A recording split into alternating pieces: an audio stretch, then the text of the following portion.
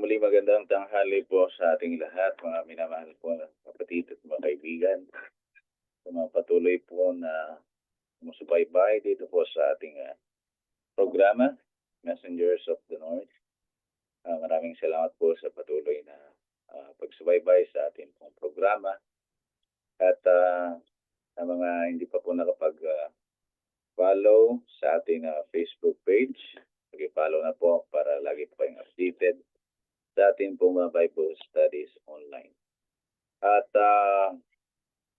ngayon po ay nais ko pong i-remind ulit ating pong mga manonood na kung meron po kayong mga kahilingan ay paki-type lang po sa ating comment section. And kung meron din po kayong mga katanungan tungkol sa ating topic po ngayon sa araw na ito ay paki-type lang din po dyan sa ating comment section. At bago po tayo magsimula sa ating Bible study sa tanghali pong ito, ay manalangin po muna tayo. Ama po na yung banal na sa langit, nagpapasalamat po kami sa mga kabutihan at mga pagpapala na iyo pong pinagulog po sa amin. Maraming salamat po sa inyong pong pag-iingat sa amin at salamat din po sa pagkakataon na ito na kami po ay makapag-aral muli na inyong pong salita. Naway gabay niyo po kami at ganoon din po ang mga manonood. Naway mapagpala at ganoon din po ang tagapagsalita namin sa tanghali pong ito. Na po ang umutawi sa kanya pong bibig, magmula po sa ito. At ang nawa ang aming mga matutunan sa tanghali pong ito, amin pong may apply sa aming pong pang-araw-araw na buhay, ang mga moral leksyon na aming pong mapag-aaralan sa tanghali. Ang may sakit na inyo po rin na pagalingin. Bigyan niya po ng mabuting pangatawan, kalusugan at kalakasan upang makapagpatuloy po sa paglilingkod sa inyo. At patawarin niyo po kami sa mga pagkukulang, mga pagkakasala, sa aming pong pag-iisip, pananalita sa mga pagkilos. At ang lahat ng ito ay aming pong dinadalangin at aming pong hiling sa matamis sa pangalan na aming pong pagligtas sa Jesus. Amen. At ngayon, bago po tayo tuluyang dumako sa ating Bible study, ay makakarinig po muna tayo ng isang mensahe ng awit para po sa ating Panginoon.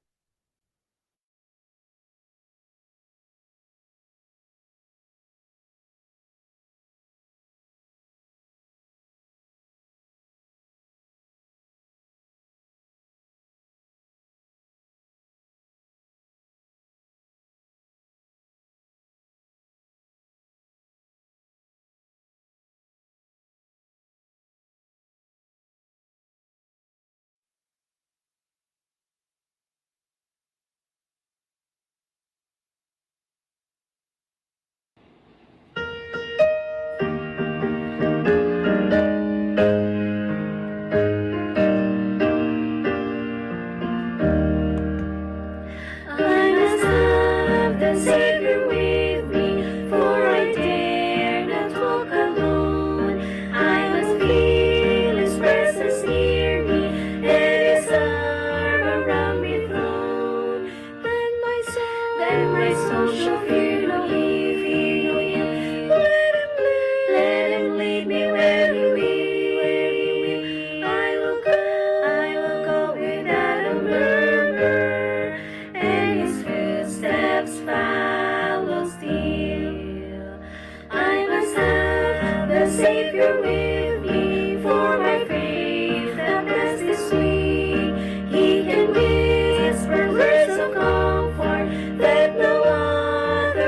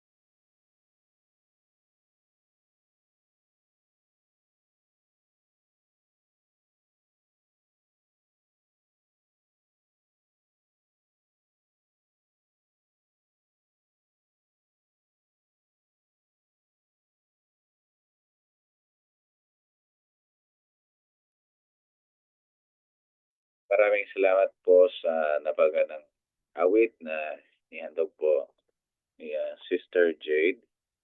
At nais ko rin pong batiin sa tanghali pong ito si Brother Christian Rojas Agliopas, nanonood po sa ating ngayon. Magandang tanghali po. Salamat po sa panonood. At ngayon po, habang tayo po ay nanananghalian, ay tayo rin po ay kakain ng spiritual na pagkain.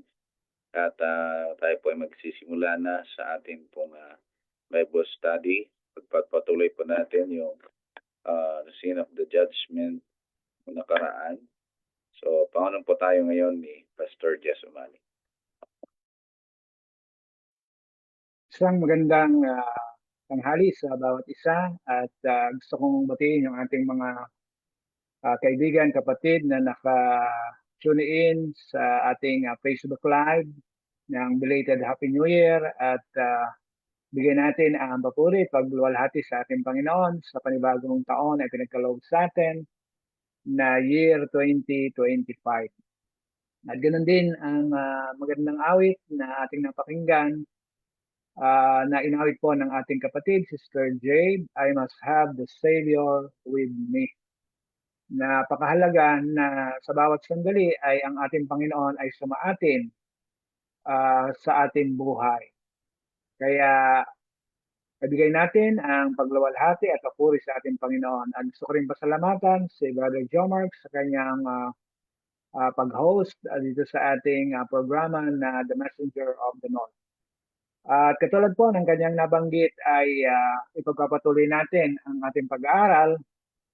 Yung ating nakaraang pinag-aralan ay patungkol sa scene of the judgment. Okay? At ito ay itutuloy natin pero gusto kong i-review muli dun sa umpisa na madali lang para mas makuha natin yung kasaysayan o yung tinatawag na pasimula doon sa nakaraan nating pag-aaral o nakaraan nating Bible study. Okay, ang ating paksa ngayon, katulad ng binanggit ni Brother Jomark, ay yung the scene of the judgment. Tinatawag din natin ito na facing our life's record. Okay, ito po ay napakahalaga sapagkat ito ang ating panahon, ang ating kinabubuhayan. We are living in a very solemn time. Okay? Okay. Dito tayo mag-start dun sa ating tema ngayon, yung ating title, Scene of the Judgment. At tayo ay humaharap ngayon doon sa ating Panginoon na ang ating judge ay walang iba kundi ang Ama at ang ating tagapagtanggol ay ang ating Panginoon o ang ating Panginoong Jesus. Okay, gusto ko lang ibalik ng madali. Okay, ito yung ating scene of the judgment at we face our life's record, mga minamahal. At kailan ito nagpasimula? Nag-umpisa o nagpasimula ito 1844 dahil doon sa propesya ng 2,300 days, nights and days na ito ay nagpasimula noong 457 BC at ito ay nagtapos noong 1844. Meron tayong diagram dito. Okay, ito yung ating binabanggit kanina na 457 BC.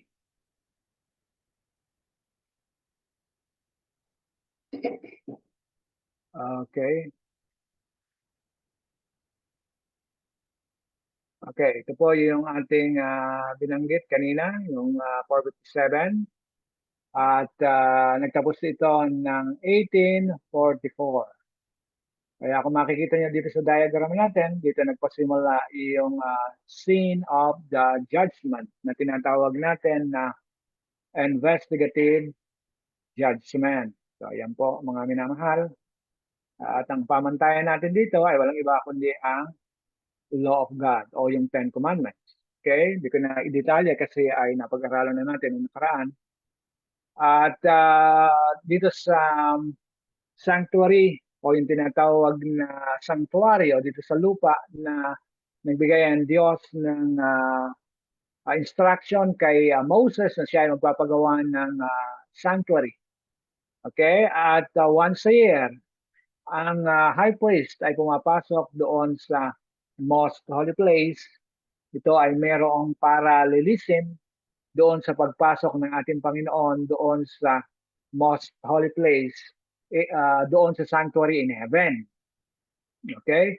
At dito sa Leviticus 16:15, yung high priest, earthly priest o earthly high priest ay pumapasok doon sa tinatawag na kabanal-banalang dako o yung most holy place para mamagitan doon sa bayang Israel at doon sa ating Panginoon. Okay? Iyan ay dito sa sanlibutan sa panahon ni Moses. Ngunit nung ang ating Panginoon ay dumating na, nung siya ay nagkatawang tao, doon sa John 1:29, siya na yung naging tinatawag na handog. Okay? Hindi lamang siya handog, kundi siya pa rin yung heavenly high priest. Okay? Kaya yung parallel doon sa tinatawag na earthly na sanctuary at doon sa heavenly sanctuary. Kaya dito sa Hebrews 9:12, neither by the blood of the goats and calves, but by his own blood, he entered in once into the holy place. Doon sa other version, makikita natin na siya ay pumasok doon sa most holy place, having obtained eternal redemption. Yan, mga minamahal. As I mentioned, katulad ng nabanggit ko doon sa nakaraan, wala tayo physically doon sa tinatawag na heavenly sanctuary. Okay? But yung picture na ito ay para mas ma-catch up natin agad na by faith, physically wala tayo doon, ay by faith, tayo ay humaharap doon sa standard o yung tinatawag na standard of God na ito ay walang iba kundi ang law of God. Napakalinaw naman dito sa ating picture. Ito yung Ama sa taas. Ito po ay paglarawan lang para mas makuha natin ng mabilis yung situation o yung scene of the judgment na ongoing na nangyayari in heaven. Okay, since 1844. At ang ating mediator, walang iba kundi si Jesus at ang anghel ang tinatawag na witness. Okay? Yan. Sa Hebrews 4:14, we have a great high priest. Walang iba kundi si Jesus. At sa Hebrews 4:15, for we have not a high priest which cannot be touched with the feeling of our infirmities, but was in all points tempted like as we are, yet without sin. Kaya siya yung pinaka-pattern and example natin kasi siya ay nagkatawang tao. Okay? Bilisan ko ng konti kasi ito ay na pag-aralan na natin at gusto ko lang na daanan natin uli para mas makuha natin yung tinatawag na kahulugan. Okay? So Revelation 14:7, ito po, saying with a loud voice, fear God and give glory to Him, for the hour of His judgment is come. Okay? Yan na nga yung binabanggit natin na investigative judgment. Ibig sabihin ay dumating na, for the hour of His judgment is come. Okay? Ibig sabihin, dumating na ang panahon ng paghatol. Dumating na. Okay? Nangyayari na. Yan ang ibig sabihin. Kaya since 1844, ay ongoing o nagpasimula ang investigative judgment. Bagamat alam natin, sa ngayon sana ibanggit ko sa nakaraan, ay meron tinatawag na tatlong uri ng judgment. Ito ay ang ongoing na nangyayari, yung investigative judgment, at meron tinatawag na millennial judgment. Ito ay mangyayari sa loob ng 1,000 years kapag ang mga naligtas ay dinala na sa heaven. Kaya ibig sabihin 1,000 years millennial judgment. hatulan ng mga naligtas, kasama sila doon yung mga evil angels at yung mga evil men o yung mga tao na hindi binuhay nung si Kristo ay dumating sa kanyang second coming. At yung isa pa ay yung tinatawag na executive judgment. After 1,000 years, ang ating Panginoon ay babalik dito kasama yung mga banal. Nandoon sila sa tinatawag na New Jerusalem. Okay? Yun na yung final execution. Meron din tayong pagtalakay doon sa mga susunod. Okay, ito yung binanggit ko na three kinds of judgment: investigative judgment, millennial judgment, and executive judgment. Okay? At ang judge, walang iba kundi yung father. Hindi ibig sabihin ay gusto ng ama na tayo ay maging guilty. Dahil nga ito ay sin of the judgment, ay ginagampanan ng ama yung kanyang gawain o yung tinatawag na bahagi niya na siya ang judge, pero hindi cruel judge. Okay? Dahil nga ang situation o ang sin ay judgment, ay merong ginagampanan ng ama. Ito ay ang kanyang pagiging judge. Okay? Dito sa Daniel 7 verse 9, I beheld till the thrones were cast down, and the Ancient of Days did sit, whose garment was white as snow, and the hair of his head like pure wool. His throne was like the fiery flame, and his wheels as burning fire. Yan, mga minamahal, yung paglalarawan doon sa Father bilang siya ay isang judge. Okay? And what else? Okay, ito yung scenario. Bagamat ito ay larawan lang o picture lang, pero at least dito ay magbibigay sa atin ng idea. Yan, kung ano ang nangyayari in heaven. Kaya napaka-solemn ng ongoing na gawain doon o yung tinatawag na work of investigation, na ito ay tinatawag natin na investigative judgment. Okay? At kanina binanggit na natin kung sino ang mediator o ang ating attorney sa ating sanlibutan ngayon. I mean yung tagapagtanggol. Yan. So Daniel 7:13, I saw in the night visions, and behold, one like the Son of Man came with the clouds of heaven and came to the Ancient of Days. Siya ay pumunta doon sa matanda sa araw na binasa natin kanina, yung Father, and they brought him near before him para i-execute o gampanan o gawin yung tinatawag na work of investigation o yung tinatawag na investigative judgment. Okay? Ibig sabihin, balik ko, si Jesus ang ating mediator. Bakit? Kasi siya ang naging representative ng tao sa kanyang ama. Okay? Dahil nadarama niya yung nadarama ng kanyang ama. Or rather, ng tao. Yan, dahil siya ay nagkatawang tao. Yun ang kanyang nire-representahan after nung kanyang resurrection na siya ay umakyat sa langit. At nung siya ay pumarito, siya naman ang nire-representahan ng Diyos, ng kanyang Ama. Sabagat gusto niyang ipakita yung tunay na likas ng kanyang Ama o karakter. Sabagat ito ay minisrepresent ni Satan, na katulad ng binanggit ko, ang Ama o ang Diyos ay isang cruel judge. Okay?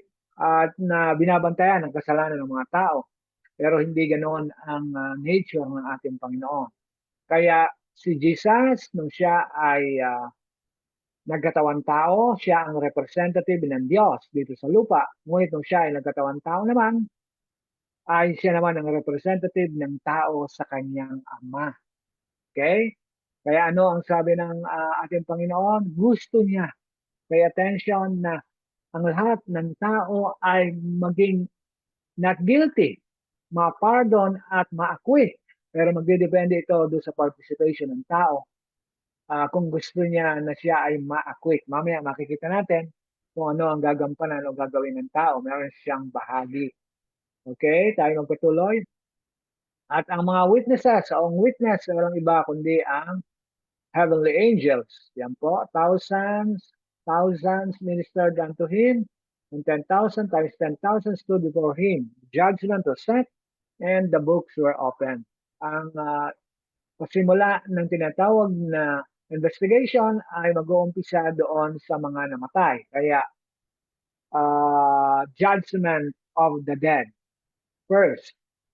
Okay? Kasi closed book na sila. Ang ibig sabihin closed book ay tapos na doon yung istorya o kasaysayan ng kanilang buhay. At kung doon sa huling bahagi ng kanilang buhay ay sila ay nakapag-confess, nakapag-repent sa ating Panginoon, ay ang Diyos na nakakaalam kung ano ang magiging desisyon o kanyang verdict. Yan. O yung tinatawag na decision niya kung yon ay yung tinatawag na acquitted or guilty. Yan. Kasi hindi natin alam. Pero katulad ng binanggit natin, merong pamantayan ng Diyos dito sa tinatawag na work of judgment. Okay? Tayo magpatuloy, mga minamahal. Revelation 20 verse 12, katulad ng binanggit ko dito sa naka-highlights, and the dead were judged by what was written in the books according to what they have done. Sangayon sa kanyang ginawa at hindi nagawa. Kung siya ay merong opportunity na gawin kung ano yung mabuti at kung ano yung kalooban ng Diyos at di niya ginawa, hahatulan pa rin siya doon sa kanyang ginawa at hindi nagawa na mga, kasi yan sabi ng James 4:17, sa nakakaalam ng mabuti at hindi ginagawa, ito ay ibibilang na kasalanan sa kanya. Okay? Ituloy tayo mga minamahal. Kanina ibinanggit na mayroong book. Mayroong tatlong klase ng book o yung tinatawag na books of record. Okay, ang una ay yung Book of Life. Sino ang nagtatala dito? Walang iba kundi ang anghel, as I mentioned a while ago. At ano naman ang nakasulat doon sa Book of Life? The Book of Life wherein are recorded the names of all those who accepted the service of God. Ibig sabihin, yung mga taon na tinanggap o ginamit yung kanilang talento. Okay? Kung anong talento mayroon sila doon sa gawain ng Diyos. Okay? Sila ay naging kasangkapan, instrument of God para doon sa gawain ng Panginoon. Hindi lang ibig sabihin, ikaw ay naging pastor o naging Bible workers. Meron tayong field of labor, yung nanay, yung magulang, o yung nanay particularly, ang kanyang field of labor ay ang kanyang family. Ganon din ang ama. Okay? Kaya kung ang isang nanampalataya sa ating Panginoon ay ginamit kung ano ang kaloob na ipinagkaloob sa kanya ng Panginoon, ay siya ay matatala ang kanyang pangalan sa aklat ng buhay. At katulad ng inilagay natin kanina, kung siya ay ibinigay niya ang kanyang buhay sa Panginoon at siya ay ang kautusan ay naitala sa kanyang puso at sa kanyang isip, ay magiging masunurin siya doon sa kautusan ng ating Panginoon. Bakit? Kasi ang kautusan ng Panginoon ay naisulat na sa kanyang puso at sa kanyang isip. At it will become natural and spontaneous na sundin niya yung law of God o yung tinatawag na Ten Commandments. The Book of Life contains the names of all who have entered the service of God. Jesus bade his disciple, rejoice, because your names are written in heaven, according to Lucas 10:20. Paul speaks of his fellow workers whose names are in the Book of Life, Philippians 4:3. Daniel, looking down to a time of trouble, such as never was, declares that God's people shall be delivered, everyone that shall be found written in the book. And the Revelator says that those only shall enter the city of God whose names are written in the Lamb's Book of Life. Kaya napakahalaga, mga minamahal, na kung ang isang tao ay ipinagkaloob ang kanyang buhay sa Panginoon, ay matatala o malalagay ang kanyang buhay sa Book of Life. Okay?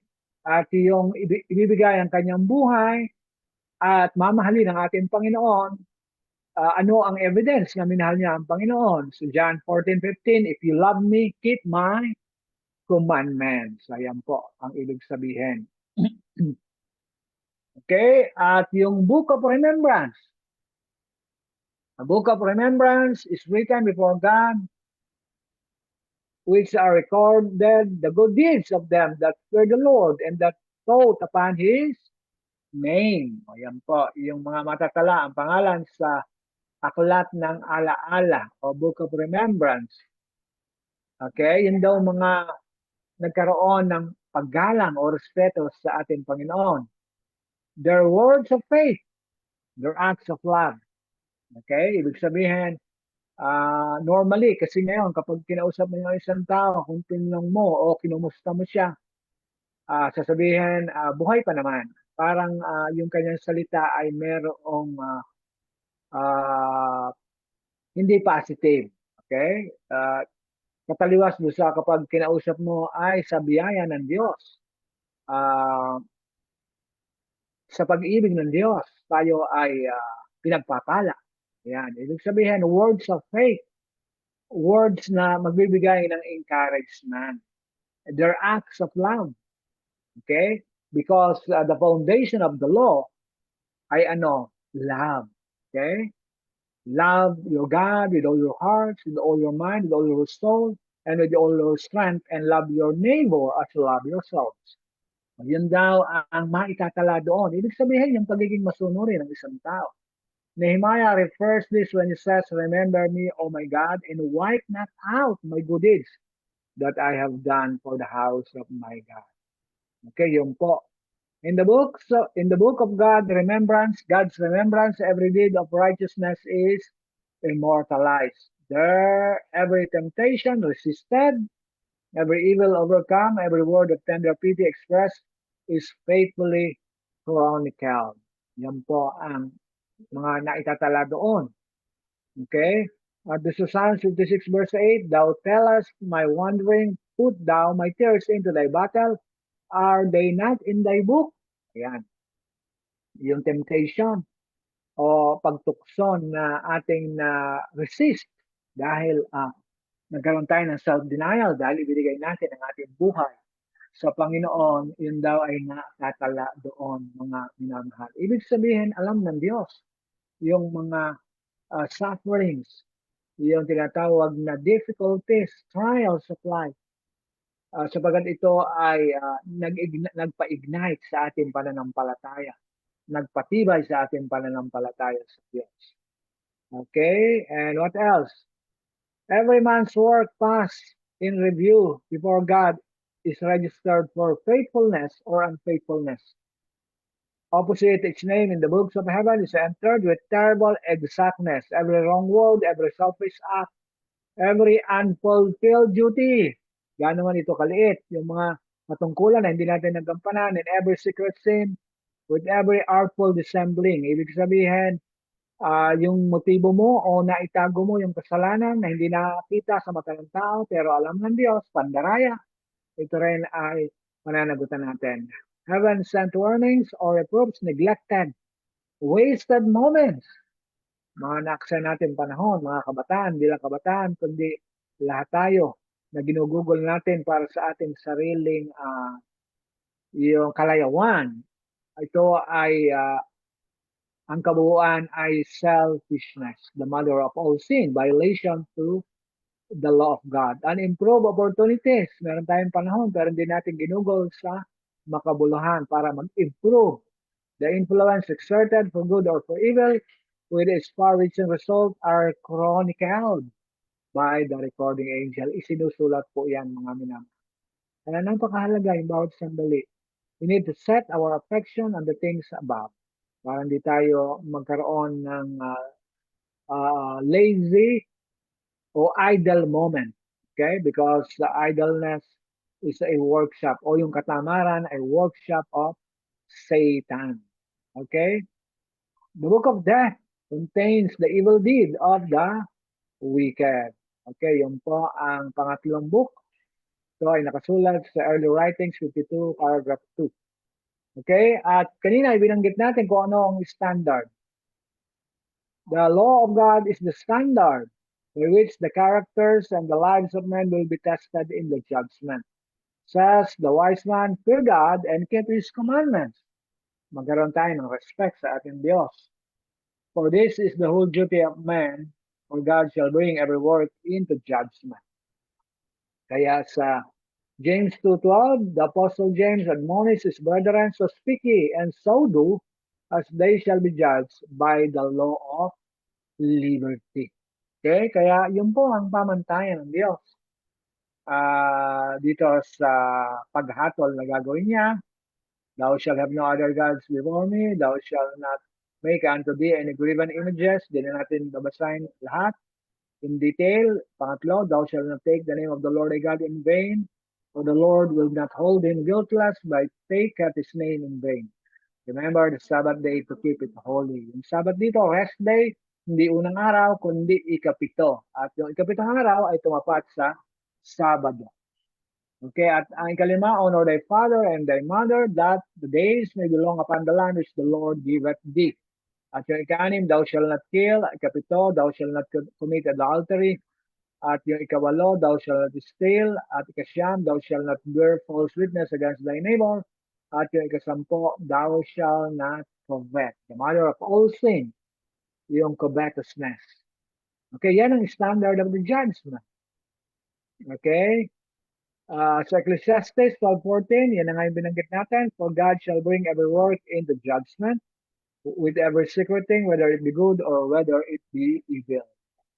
Okay, si Satan ang nag-accuse sa atin, and he showed me Joshua, the high priest, standing before the angel of the Lord, and Satan standing at his right hand to resist him. Hindi physically, nandun tayo, pero ina-accuse tayo ni Satan sapagkat gusto niya na hindi tayo mapardon para yung kasalanan, dahil ayaw niya na yung kasalanan natin ay maipataw sa kanya. Yan. Ito ang paglalarawan kay Joshua na na siya ay nakatayo sa anghel at ganoon din si Satan at ang sabi, resist him. Okay? Tingnan natin. Every name is mentioned. Gusto ko ibalik. Ito yung paglalarawan kung paano tayo ina-accuse. Si Satan ang accuser. Okay? Wala physically si Satan doon. Pero siya ang nag-a-accuse sa atin. Okay? At si Jesus ang ating mediator o yung tinatawag na attorney. Pero ano ang participation natin para tayo mapardon doon sa ating kasalanan? Makikita natin. Okay? Kaya every name is mentioned dahil ongoing yung tinatawag na work of investigation. Every case closely investigated at nagpasimula ito doon sa mga patay. Names are accepted. Merong pangalan ng mga nakapasa. Ibig sabihin, na-pardon. Names rejected. Guilty ang mga minamahal.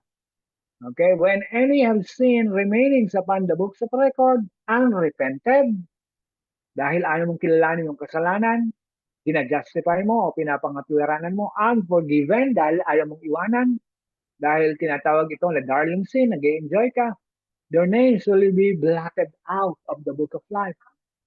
Aalisin doon sa libro ng Aklat ng Buhay, and the record of their good deeds will be erased from the book of God's remembrance. Kung sa unang bahagi ng buhay mo ay ibinigay mo ang iyong buhay sa Panginoon, naglingkod ka, pero sa huling yugto ay iniwanan mo at nagpatuloy ka sa iyong pagsuway, paglabag, yung unang nagawa mo na mabuti ito ay mawawalang kabuluhan. Okay? Kaya napakahalaga na sa bawat sandali ng ating buhay ay ibigay natin ang ating sarili sa Panginoon. Kaya whosoever hath sinned against me, him will I blot out of my book, according to Exodus 32 verse 33. Gusto ba ng Diyos na ang tao ay mapahamak? Ayaw niya. Gusto niya ang tao ay maging not guilty, mapardon, at ma-assure ang kanyang kaligtasan. Kaya ano ang panawagan ng Diyos? When the righteous turneth away from his righteousness, Ito yung nakakalungkot na bahagi. And committed iniquity. All his righteousness that he hath done shall not be mentioned. Yan. Kaya sa unang bahagi ng kanyang buhay, parang isang runner, ay napakasigasig. Pero doon sa huling yugto ng kanyang buhay, siya ay nanghina. Okay? At bumalik siya doon sa dati niyang kasalanan, mawawalang kabuluhan yung unang bahagi ng kanyang buhay na siya ay naging matuwid. Kaya we need to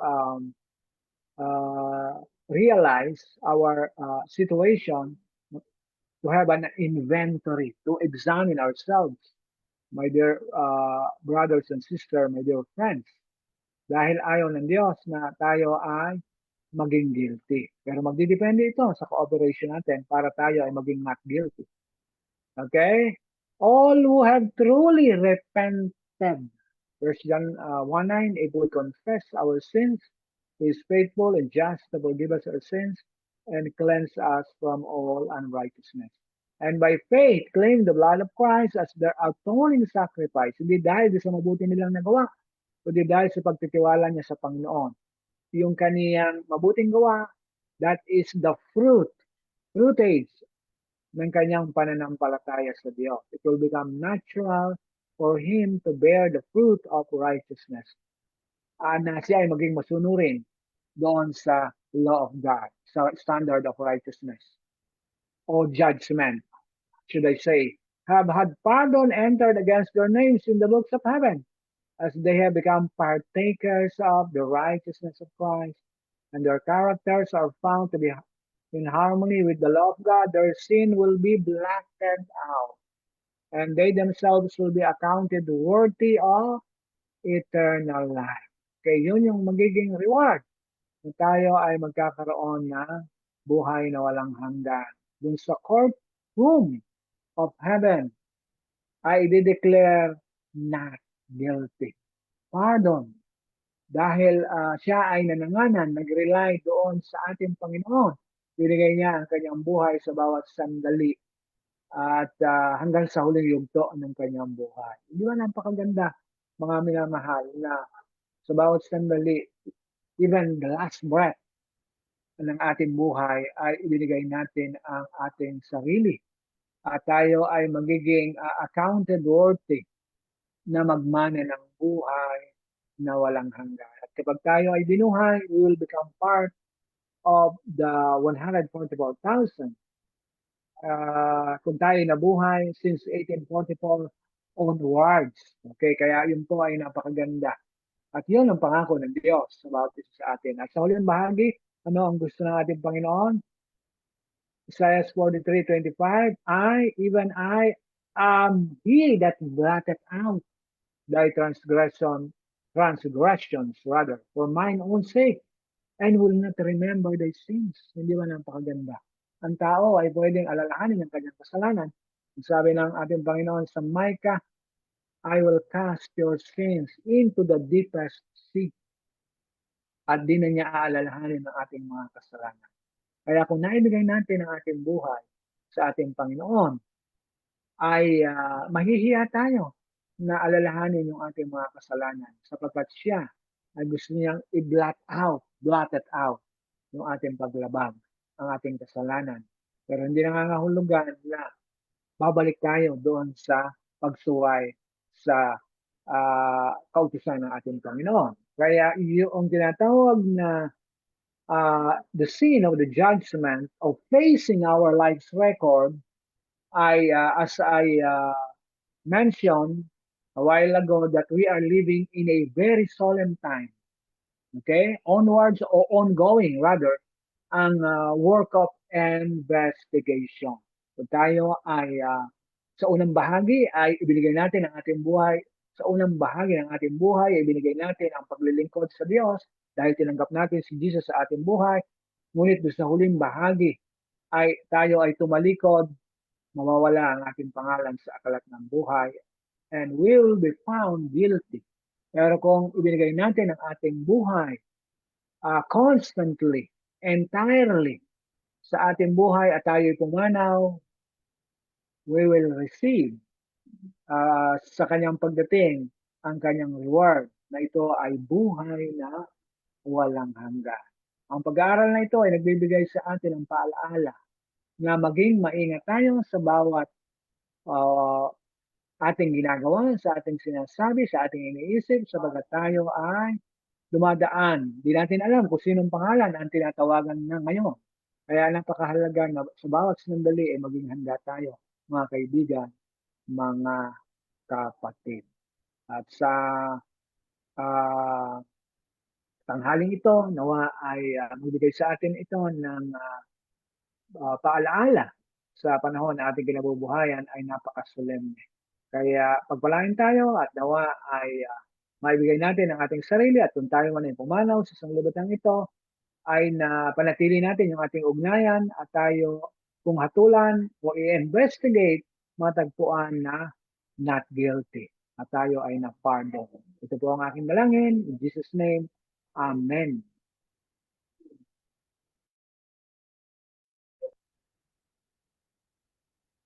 Kaya maraming salamat, Pastor Jess, sa panguna po muli sa ating pong Bible study. At wala po ako nakikita ng prayer request sa oras na ito. Pero pag-pray na lang po natin na general. Paano po muli tayo ni Pastor Jess para po sa ating closing prayer. Okay, tayo po ay manalangin para sa ating closing prayer at idulog natin sa Panginoon ang ating mga kahilingan. Nakilang Diyos, sa oras na ito, aming pinupuri, patuloy na pinupuri, dinadakila, niluluwalhati ang iyong pangalan. Kami nagpapasalamat sa panahong ito na pinagkaloob mo sa amin, lalo na sa panibagong taon na year 2025, kami ay nakaabot at nakarating sa taong ito. At ganoon din sa patuloy mong pag-iingat sa amin. At kami nagpapasalamat sa iyong biyaya, sa iyong habag at sa iyong pag-ibig. At ganoon din sa programang ito na The Messenger of the North, nawain niyo po itong tulungan na patuloy na lumawig at marami pang mga tao ang mapaabutan ng katotohanan kung sila ay madala sa paglilingkod sa inyo.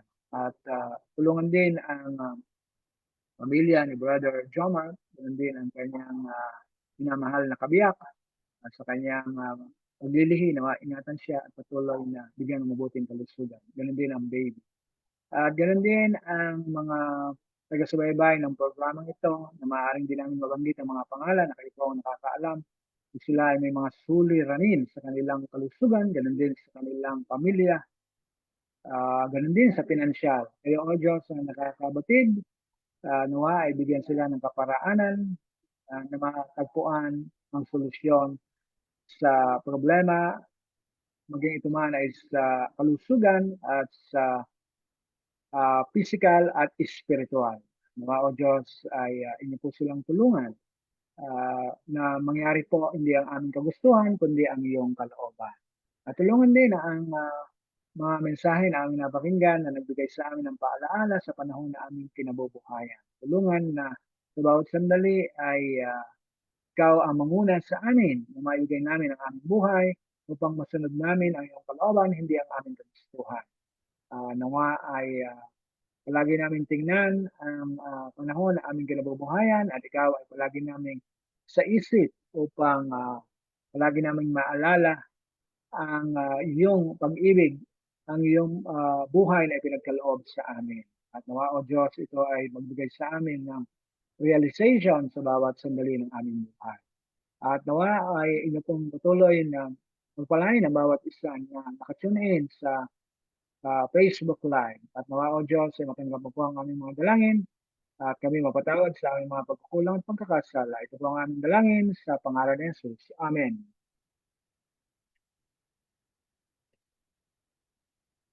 Amen. Maraming salamat po muli sa panguna sa ating closing prayer.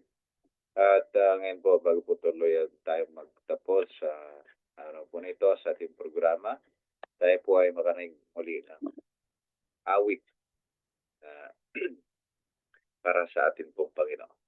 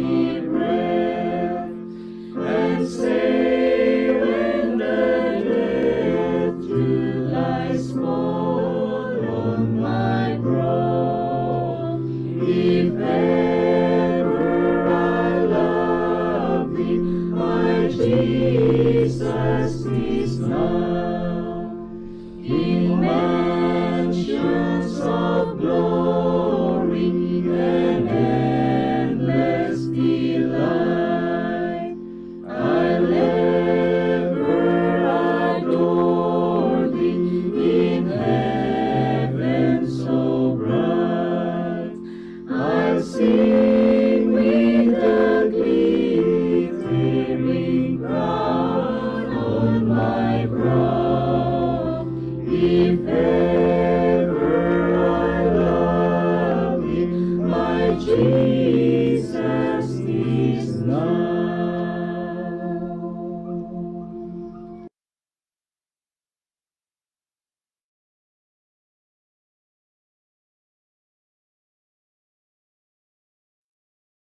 Amen. Maraming salamat po sa lahat ng mga kapatid na naghandog po ng awit para sa ating po Panginoon. At dyan po nagtatapos ang ating programa sa tanghali pong ito. At salamat po sa inyong pong pag-antabay, pagsubaybay sa ating programa ngayon. Abangan niyo po muli kami sa ating susunod na Bible study. Ito po ang inyong lingkod, Brother Joel Franz Mark Gonzalez. Pagpalain po tayong lahat ng Panginoon. At belated Happy New Year po sa ating lahat.